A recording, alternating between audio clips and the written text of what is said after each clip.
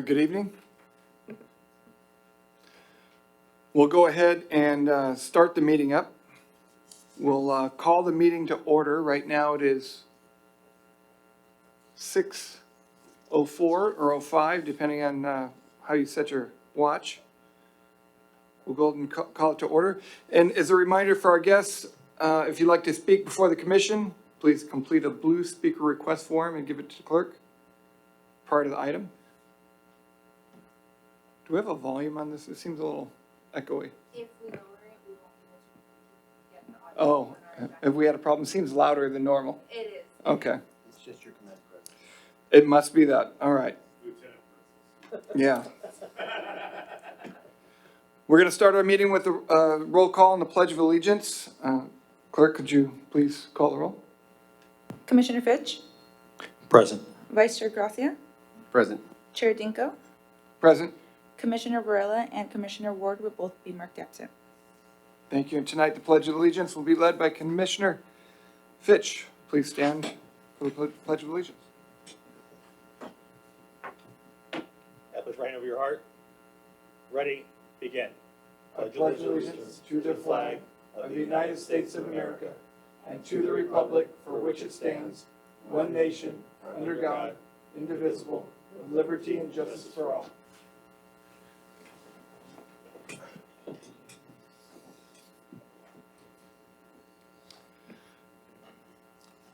So we'll move on to item 3, presentations and announcements. Our first item this evening will be the monthly community enhancement and safety update. Thank you. This month, we collected 359 signs, real estate and various other types of signs. To date, this year, 3,943. We had one vendor concern received. You probably noticed it over there on Hamner and Limonite. We addressed that. Then we issued 932 street sweeping citations. We received 346 code cases and closed 360 code cases. And we also have a video for you to watch. Great. Do we get it now? You get it right now? In a second.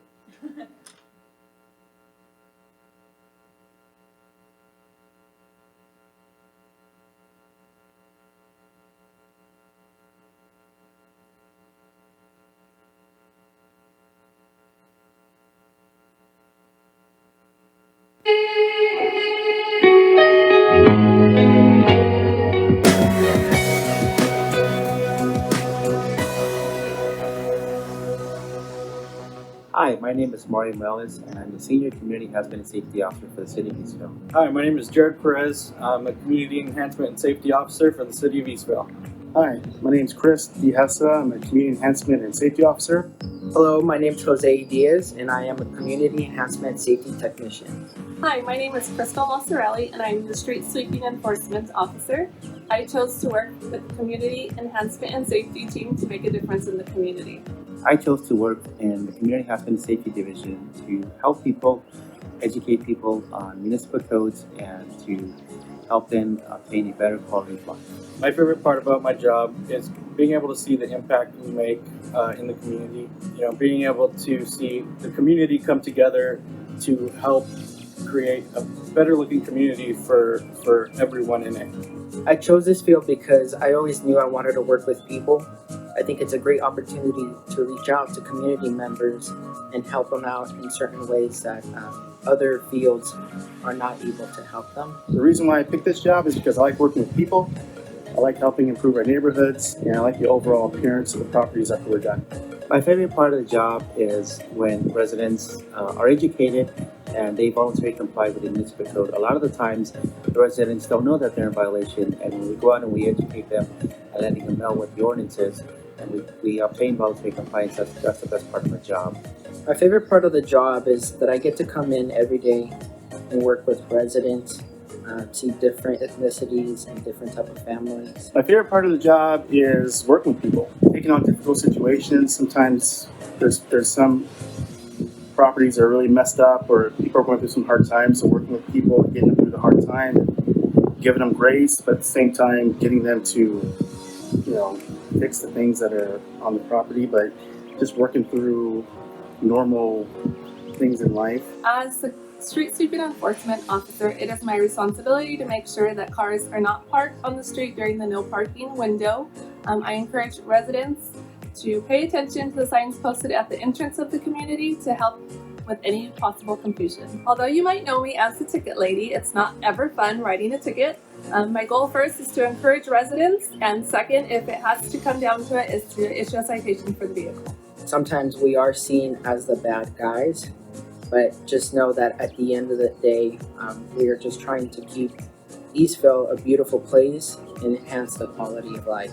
Some of the things that we do in the community aspect safety division is we respond to several types of calls a day, from trash cans out of public view, marijuana grow houses, vehicles that are parked on the street for over 72 hours, unattached RVs, commercial vehicles in residential areas, illegal businesses, several things that we address on a daily basis. I once had a case where I responded to a complaint for some landscaping issues that we addressed. When I went to the resident's house, I knocked on the door and spoke with the homeowner. The homeowner, he was very upset, was not being very nice. But when I was able to talk to him and explain to him, what the codes are, what our purpose is, he really appreciated it. He appreciated me taking the time to talk to him, explain how it all works and how it's important for us, the aesthetic of the community. One of the cool things about my job is we're able to help people.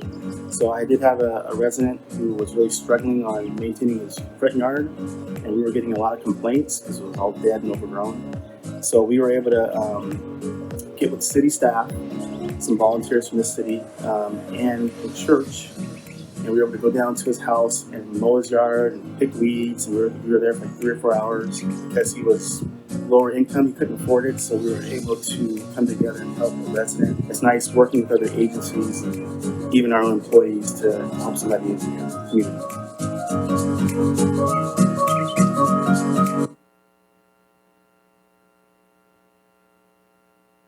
Thank you. The City Council declared the second week in October as Community Enhancement and Safety Officer Week, so they made that video to go along with that. We wanted to share it with you. Thanks. And do we have I forget, please remind me, do we have a YouTube channel? I don't know why, I don't know why I can't remember that. I should remember.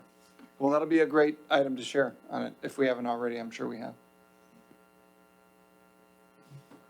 Actually, I have a question with community enhancement and safety. This came a few months ago. Did we ever figure out if the county codes being on the animal control sites was messing up revenue coming to the city? Yeah. Yeah, I remember we talked about it briefly, but it never came up again. Just now watching the video, I remembered.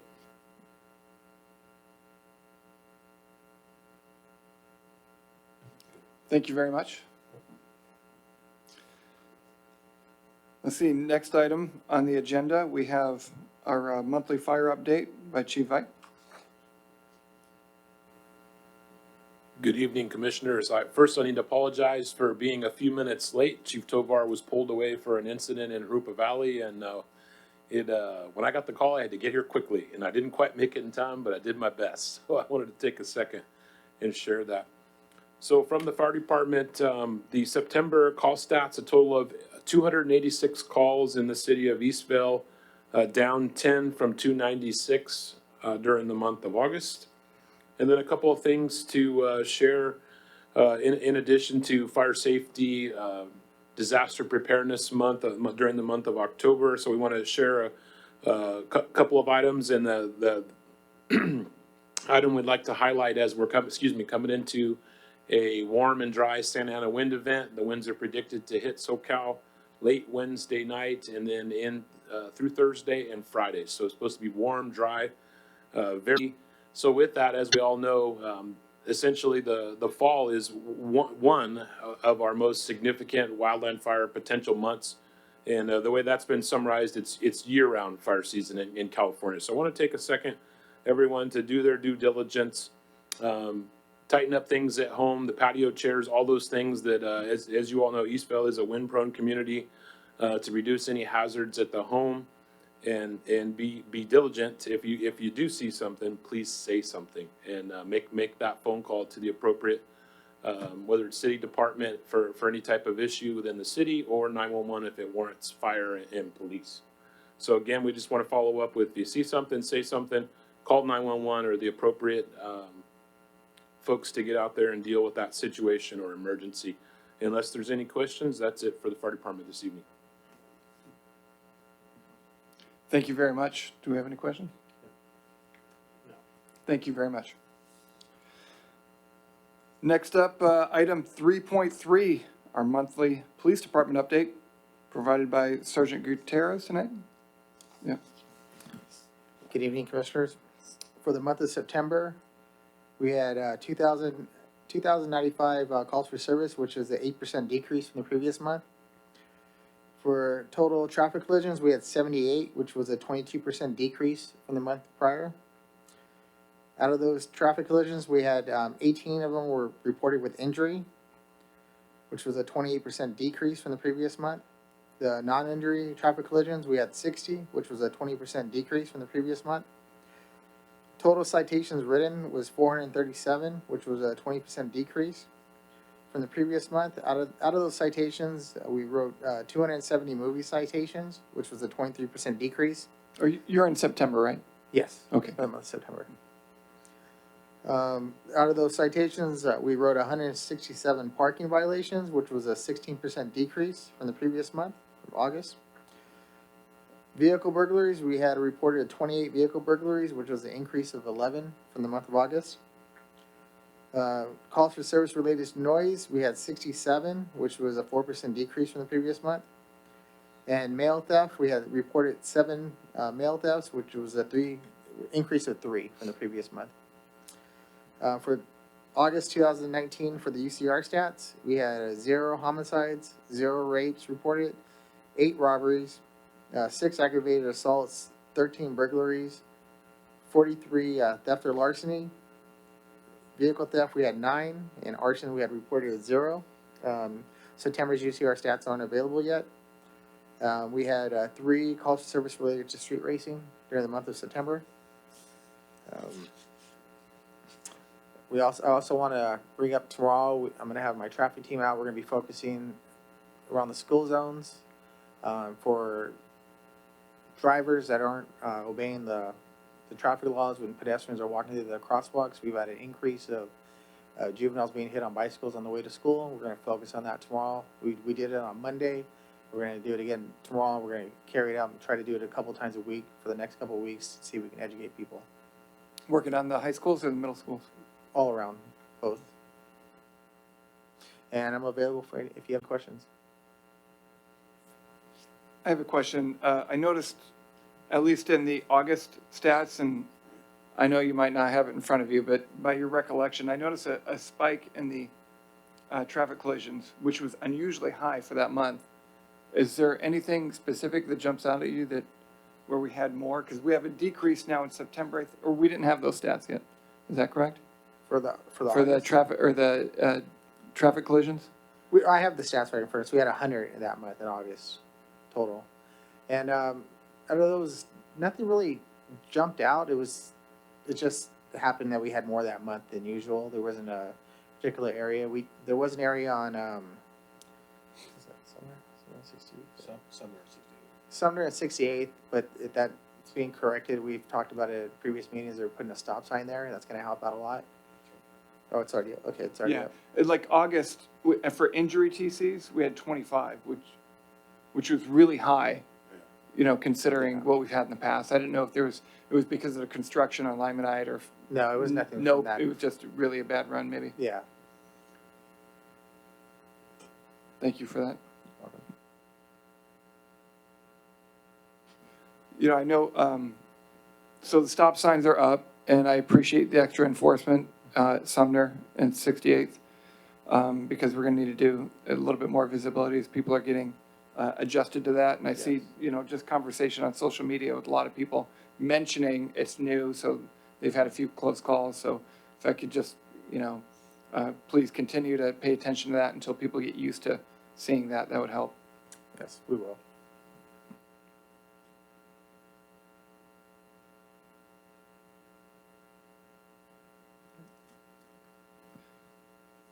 Lieutenant Martin, did you have anything for tonight, or I thought I heard you mention that you might want to add. Are you good for now?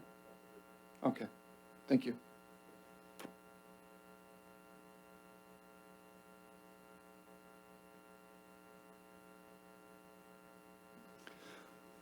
Move on to item 4 on the consent calendar. All matters of consent calendar are considered routine and are to be approved with one motion unless a commissioner, staff member, or member of the public requests separate action on a specific item. Stephanie, do we have any items pulled for tonight? Yes, sir. We, resident requested to pull item 4.4.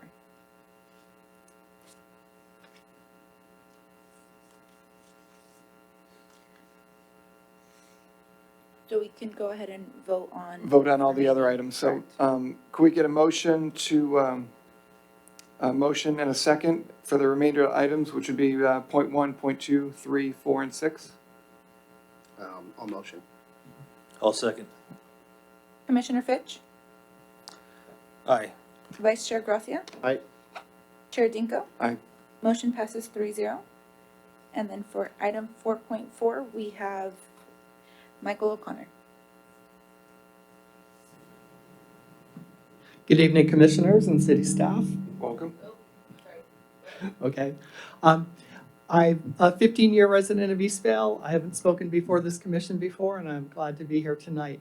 I wanted to just bring up one item regarding on the list, page 6 of 18. It's the Pulte project. And I'm not sure if this is the right place to bring it up, but I wanted to. There are lights along the sidewalk on Limonite that, as of the last time I looked, maybe last week, those were not lit. And I know some of those houses are occupied by now. And I'm not sure what the prioritization is on occupancy versus making sure the street improvements are there. But I wanted to bring it to somebody's attention that as of at least last week, those overhead lights were not being lit yet. Okay, that's it. Thank you. Okay, before you leave, Sure. I want to make sure I get it right. Yes. So we're talking about, on Limonite, the Pulte project, and the Yes. lights that are on the property for the construction? Is that what we're talking about? These are the lights that would light up the street. Okay, And the street so lights. as you are traveling east on Limonite between Scholar and the Ralph Shopping Plaza, there's probably 3, maybe 4 lights there. And there's probably also something on Scholar, but I don't know. I don't really travel that street, so I haven't noticed. So your concern is that the sooner we can get those illuminated, I think they should the be safer lit. it'll be. I think it should be lit. I And see. it's kind of a public safety concern I have for Sure. travelers that are going through there. Okay, we'll take a look into it. Thank you. Absolutely. We'll have our public works inspector look into it. I'll motion.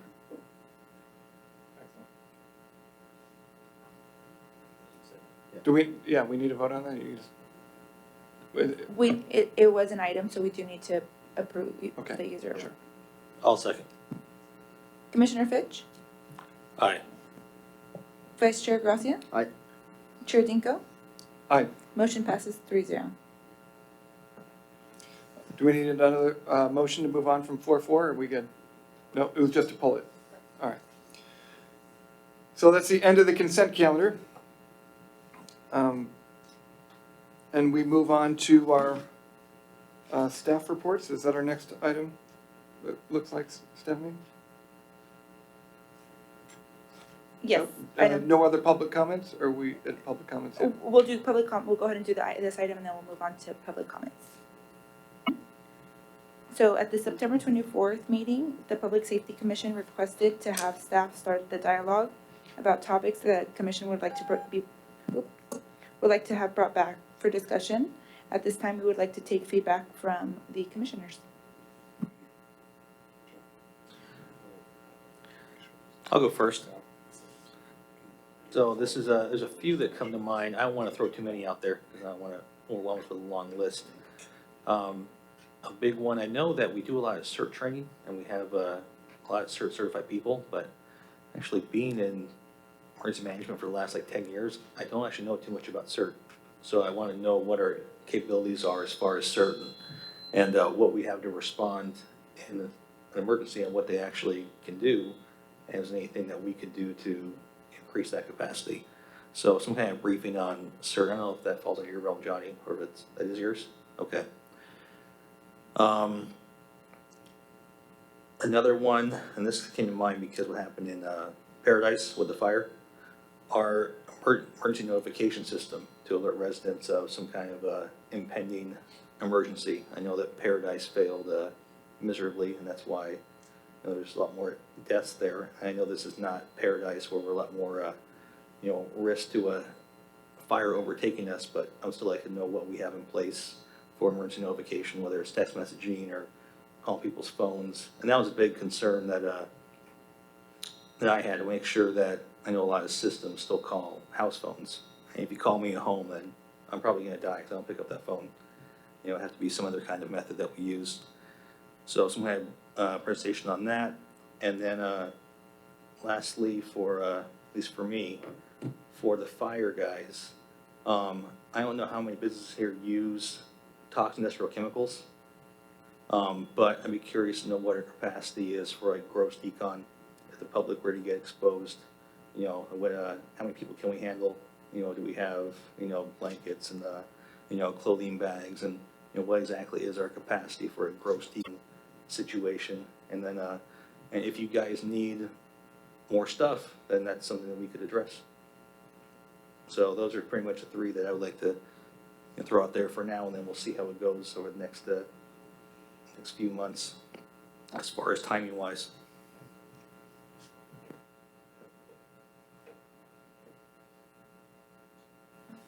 The only thing I had was, I know I've mentioned it before, but if there's any way we can get, and this would kind of tie in, I know we were talking about possibly incorporating a public safety commission meeting with the neighborhood watch. I know that's still in the talks.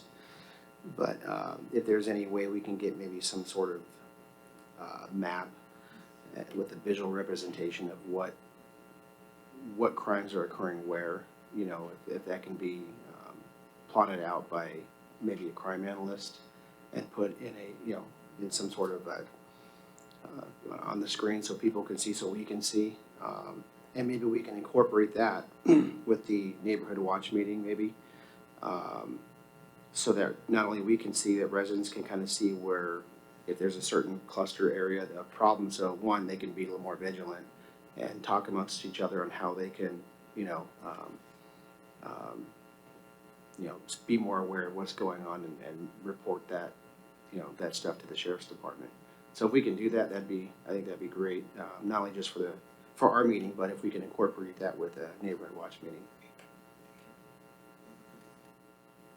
Oh, Brian, I am meeting with Don and some other players in that very soon. I'll have an update for you next meeting. For the Joint Neighborhood Watch Public Safety Commission meeting. I'll just make a comment on one or two items. Maybe one thing I wouldn't mind seeing maybe an updated briefing on, even though I've been familiar with the Alper systems in the past, maybe a conversation about that and how we're currently have it installed. The last time I've looked over ours from my own agency, it's been a few years, so I wouldn't mind getting a little update on the system and how it's running, how we've been utilizing it to the best advantage for the city. It'd be nice to get updated on that at some point. What was that again? The ALPR system. Okay.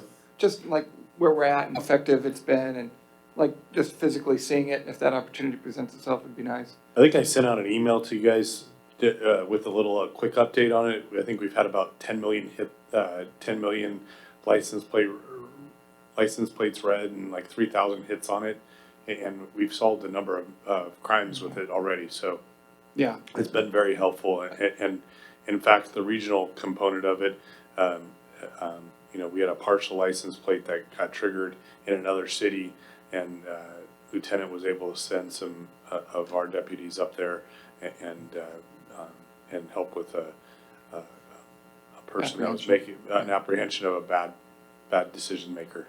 Yeah, I'm sorry, if we can be careful on just I don't mind stats and stuff like that, but for some of the investigative tools we use, the LPR, I would prefer not sharing some of that.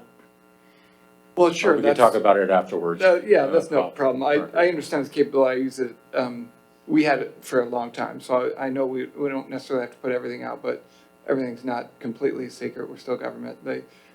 We know we have it, and having that conversation, how we've been utilizing it, and some success stories help to expand that conversation. Yeah, so it's no problem. But I think one of the things Ken, I thought you brought up, which is really a good idea, and maybe it starts the conversation on what we can use in the future on a mass notification system, because there's a lot of different companies out there which provide that, and I don't know of anything that we've used up to this point. I've seen some of the Everbridge platforms, which are really good. And there's a couple different companies out there that do like a reverse 911 notification system to mobile devices, which might be interesting and might be something we could even start looking into as well to present back if we see something that we like with the expertise that we have. So I'm interested in bringing up that conversation because that's something that a gap that maybe we haven't totally filled yet. So I like that idea. I think it'd come more into play with earthquakes as opposed to fires, obviously, because we have a potential for that obviously out here. So, yeah. Yeah, but you can even use it for like gas leaks. Yeah. So, you have a zone that you want a notification that goes out.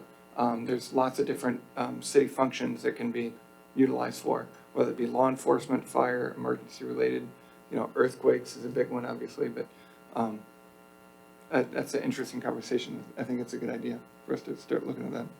Thank you. I just had a question, Brian, for you on the Alper cameras. Is there any discussion as to what, I know we talked about it in the past. Are you trying to make an acronym a word? No. Oh, that's all we do. That's really all we do. Seriously.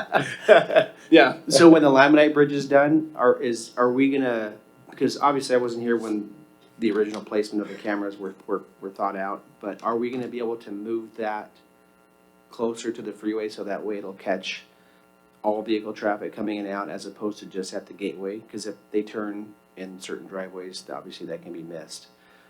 Is there, when the bridge is done, is that something we can look at doing? We can definitely look into it. We do not have 100% of our city covered. Sure. And so, but we do have a majority of our city covered. And if you're clever enough, you can probably figure out a way to avoid it, but you're not going to do it very often. Absolutely, but that is a main thoroughfare into the city. Yeah. And placement, if it was a little bit further east, closer to the exit of the freeway, I think would be more ideal for traffic coming in and out as opposed to where it's at. I mean, it's a good place where it's at because it's what we have now. Right. But I think once the construction's done, moving it further east would be more ideal. Yeah, the only problem with that is I don't think the city owns those street deal signals. I think those are either Caltrans or ones right on the bridge. Or maybe looking You'd at have to getting look at a pole set different up. power supply would Right. be the issue. Just something to maybe look at, if there's any other options We can definitely look into it. Right now, we have it where our power source is available. Okay. Yeah, we also have to keep in mind lighting and speed too, which helps to get a better read sometimes. But that's always worth a conversation, for sure. Brian, Stephanie, I just want to make sure I'm making clear that this is not something I want to jam into all, one meeting. No, This is we something- won't. Yeah, we can cover over the next few months, We'll bring up a topic a week or something like that and have some discussion. That sounds good. Thank you. And some of it might be bringing in our county partners, because, if the county has a callback system that we are utilizing, it doesn't make sense to have a redundant system that also has to be maintained and updated when they have the resources and staff to do it. So, those are the kind of things that we have to be evaluating since most of our public safety is provided by county resources. So we work really closely with the EMD, Emergency Management Department, and are in regular contact, and they do a lot of funding for us. So, those are some of the things that we have to kind of evaluate as a city. Do we have the resources to utilize and maintain it, and whatnot, to the same degree that they do on a larger scale? So, just an example. Very true. All right, so we got a few items for the list. which will be good. We can start putting those into play. And if nothing else, it stimulates conversation and in the right direction. So I appreciate those ideas, for sure. So we're move on to public comments. Item 6, any member of the public may address a commission on items within the commission subject matter jurisdiction, but which are not listed on the agenda during public comments. However, no action may be taken on matters that are not part of the posted agenda. We request comment on the agenda be made at the time the item is considered, and that comments be limited to 3 minutes per person. Do we have any requests? Yes, we have two. The first one is Keith White. We recently put a bus stop by Hammond and Swan Lake, which is right past the light. A lot of, I was keeping RTA, cosmetic committee today. I mentioned with RTA, a lot of drivers are complaining that the bus stop is too close past the light. The guy that was here, I talked to, he's no longer here, that actually helped me get the bus stop put there. If we can try to move the bus stop a bit further down, going westbound, where it's a bit more, kind of like where bike lane starts at. Are you talking about north or? I'm talking about going towards Amazon. Okay, north, okay. North. Gotcha. Coming out, you going right. Yeah, sorry about that. It's been a long day. So if we try to move the bus stop just a little bit up more, because we have wheelchairs getting out there, but that is a popular stop. We have over 15 people getting off there. And some residents are using the crosswalk because we have college students coming, taking the bus to college, and when they come back, they get off right there, cross the street to go down 58th Street. But a lot of drivers are complaining that it's too close past the light. And so we can move that bus stop down just a teeny bit more. Then So your concern is people coming around the corner? Yeah, coming out of Swan Lake too. Because we have some cars swarming around the bus. So remind me, it's just north of the entrance exit to Swan Lake? Correct. I see. So maybe we just move down a bit more. It would probably be safer. I mean, originally I had that idea, but the guy that was here, he's no longer here with Eastville now. So I think Brian knows what I'm talking about, right, Brian? Mr. Joe's no longer here. Yeah, so he was originally said, and I probably told him we should put it a bit more up further so cars can go in and out of Swan Lake. So that's something we need to look at, maybe just move it down just a teeny bit more. Or like you'll see the bike lane start out right there, it'll be perfect. And it's out of the way of the entrance and all that. Well, we can have our engineer take a look at that and render an opinion. We also don't want to put it so far away that we move them away from the centers and, too far to make it even harder for them to get to the Yeah, see, and stop. Well, it's not, it's RTA drivers complaining, and I did bring that to Joan Hefner's attention today at RTA. So it's the drivers that are complaining about it. We're not, the drivers are. Oh, the drivers are because they're worried about traffic coming out and rear-ending them? Correct. I see. Correct. Thank you. But it's a very popular stop. The second one is Michael O'Connor. Hello again. I think this is the only committee that the Community Enhancement Director attends on a regular basis. I might be wrong on that. I'm here to kind of talk about action that's in that department regarding the abatement process. I live on Rowan Court, and we've had a long-term issue with a property next to my house that complaints were coming in for over a year, and finally an administrative warrant was issued in the name of the city to correct it. Part of why I'm coming to this committee about it is one of the things that I'd complained about, and Officer Morales of the Community Enhancement Team confirmed for me once they were on property, is that this property had a problem with rodents and rats, that kind of thing. And I think, that's maybe under the purview of this group. However, when you read the codes, or the codes for the city, Code 8.18 talks about administrative abatements. And in that, it talks a lot about how you can have a public hearing, and it goes before the Planning Commission, and then, it can get appealed up to the City Council. I kind of think that this committee might be the better one to handle those kind of things. The code is pretty old. It refers to City Hall being over at the school way back when. that kind of thing. In this particular case, it did go to the court system, and it did not go through any kind of public hearing. And I think that is kind of something I'm not really comfortable with as a resident of Eastvale, that the city of Eastvale will take property owners to court without really any kind of oversight from members of the public.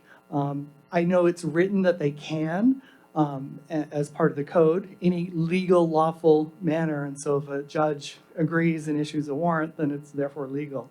But I think it's something that I almost brought up in your future agenda. I go with public comments. It's something I think worth a discussion with city management and yourselves about, what's going on in that case. And I brought this kind of issue up in front of both city council and in planning commission, especially regarding the due process part. And if we're going to go to court, I really think we need to have a public hearing first. I also think that makes it easier for us to go and get cost recovery later when we've had a public hearing and then we're looking for it. Because I've heard that the cost for this abatement was on the order of 5 figures for the city. And I want to make sure that, we have a way of collecting that.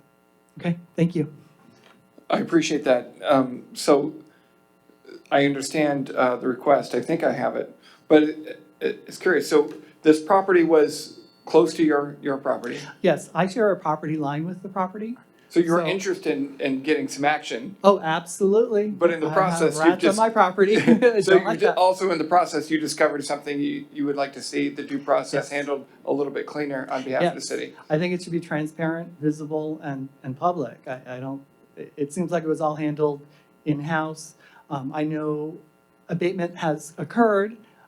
As a resident, I don't know if it's complete because I don't know what we initially were going to do. Right. I know I've heard from other neighbors, they're like, okay, it's been fixed up, but it still looks like a mess because there's a lot of dead trees and things that are in the front. So there's just a lot of issues with that property that Questions and. we No, just I appreciate don't your quite balance. know. And I think if it was before a committee and you guys were asking the questions, exactly what we're gonna do, what are the things, the steps that we're exactly going to do, and I could sit here as a member of the public and listen and give my 3 minutes of commentary, I think, I would have been more satisfied with the overall process, and hopefully the results would reflect what I, as a resident, would have liked to have seen.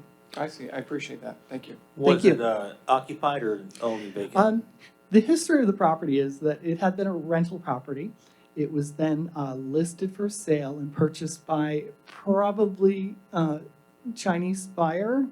There is owner of record is in Chino or Chino Hills, but nobody's ever been able to get hold of them.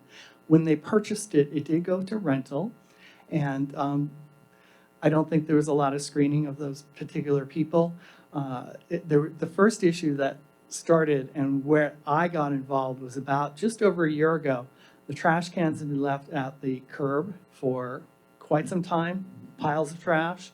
It was not picked up by Waste Management. And along the way, I found out that Waste Management actually can cancel service. I had thought it was automatically going to go on the property tax bill, but I've learned differently since then. And I believe City Council is actually going to try to handle that sooner rather than later.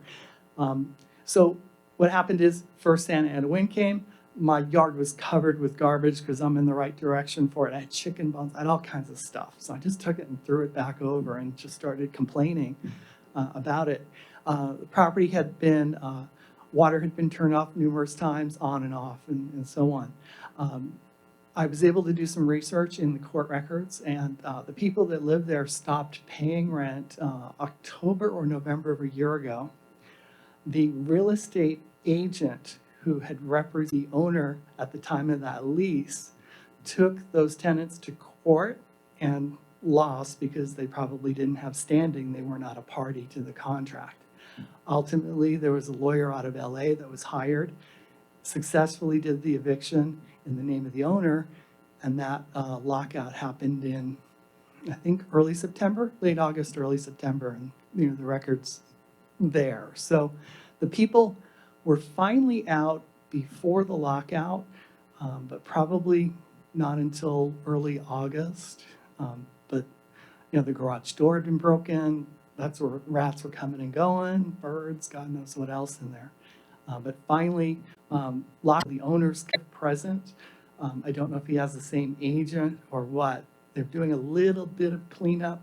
They finally turned on the lights about 10 days ago. So electricity's there. I don't know if water is yet, but, something's happening finally. But it took Good. over a year. Right. And it wasn't really in a public setting to do the abatement. Right. I appreciate that. Thank you. And Nick, I was curious if, the history affected the city's decision of why they went a certain path. That I don't know. Thank you. Thank you.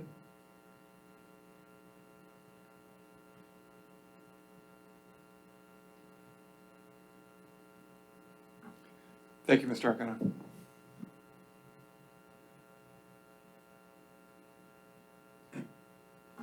Any other comments? No, sir, we don't have any more. Okay. As far as communications, do we have any other commission communications?